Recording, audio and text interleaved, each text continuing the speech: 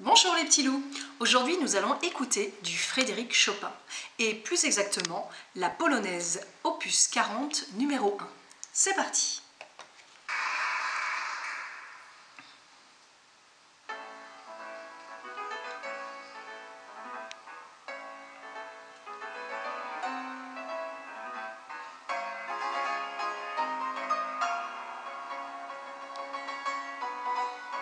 Alors ces quelques secondes suffisent pour notre premier jeu.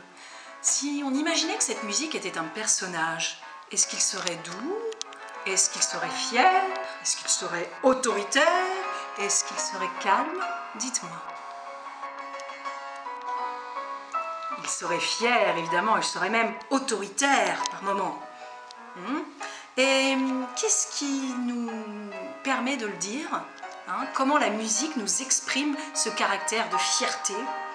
Eh bien, c'est le côté saccadé, cette musique saccadée et ces notes qui sont jouées en même temps, qu'on appelle des accords.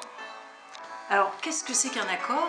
Eh bien, c'est l'inverse de la musique qu'on appelle la mélodie, qui est accompagnée par d'autres instruments de musique, qu'on a déjà étudié, notamment avec nos deux premières écoutes, rappelez-vous. Alors, on va faire un petit jeu, je vais arrêter un petit peu cette polonaise, et puis on va écouter un autre extrait musical que vous connaissez très bien.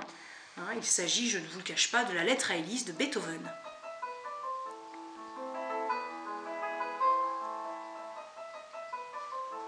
Dites-moi, ce sont des accords? Est-ce que les notes sont jouées en même temps? Ou est-ce que c'est un air, une mélodie qui est accompagnée? C'est bien une mélodie, évidemment, qui est accompagnée. Et alors, un autre extrait de Chopin également, mais le prélude numéro 20.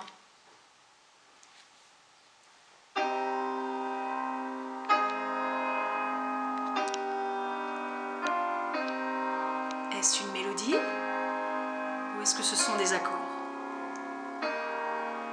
On entend bien la différence, effectivement, les notes sont jouées en même temps. Il s'agit d'accords. Ce sont les instruments polyphoniques uniquement qui peuvent réaliser ces musiques, comme le piano ou la guitare.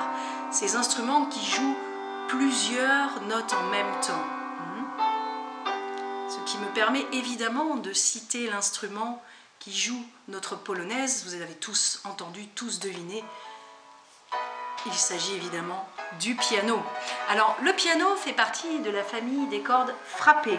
Lorsque nous appuyons sur une touche, c'est un petit marteau en feutrine qui va frapper la corde. Et on l'entend très nettement. Les cordes sont frappées et non pas pincées, comme la guitare ou le clavecin dont nous avons déjà parlé. Écoutez bien. Vous pouvez en même temps effectuer les dessins que je vous ai mis en pièces jointes pour les plus jeunes et l'exercice numéro 1 de notre fiche, donc numéro 3, où vous reliez les chiffres de 1 à 25. Je reviens maintenant sur notre piano. Il a évolué, il est devenu l'instrument roi du 19e siècle. Le piano a deux formes. Il existe le piano à queue, qui est un instrument très volumineux, et l'instrument qu'on appelle le piano droit, où les cordes sont à la verticale et du coup l'instrument est moins volumineux. Il prend moins de place, il permet d'être par exemple dans un appartement. Alors que notre instrument, que l'on appelle le piano à queue, les cordes sont à l'horizontale. Du coup, l'instrument est beaucoup plus volumineux. Très bien, donc dans votre fiche, vous verrez justement la différence entre le piano à queue et le piano droit. Maintenant, écoutons cette musique et réfléchissons pourquoi nous l'avons appelée la polonaise. Eh bien, c'est en lien évidemment avec les origines de Frédéric Chopin. Sa mère était polonaise. Lui est né en Pologne. Donc, déjà par rapport à ses origines. Et puis, cette musique est inspirée en fait des danses polonaises, des danses populaires. Les danses polonaises sont des danses presque marchées. D'ailleurs, vous pouvez, en même temps que vous écoutez cette œuvre, marcher dessus. Trouver ce qu'on appelle la pulsation. Rappelez-vous, nous en avons parlé lors de l'écoute numéro 2. Le tempo, la pulsation. Vous pouvez vous amuser à marcher dessus. Et puis, pour d'autres, vous pouvez vous amuser à faire l'exercice numéro 2 de notre fiche, numéro 3, où il s'agit cette fois de représenter les costumes justement populaires.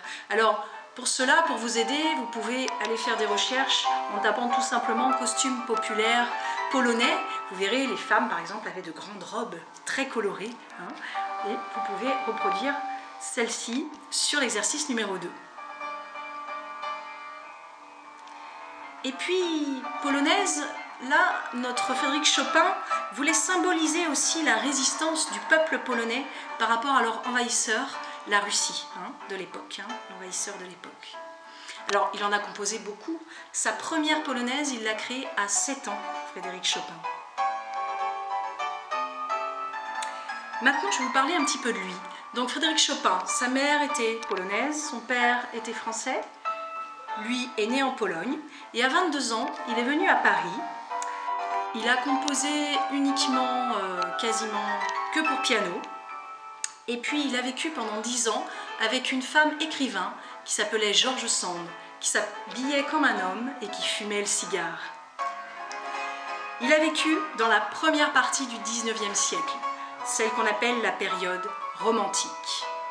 Je vous conseille donc maintenant de remplir cette troisième partie, hein, notre troisième exercice de notre fiche. Je vous remercie et puis surtout, n'hésitez pas à retourner écouter cette œuvre sans parole par-dessus.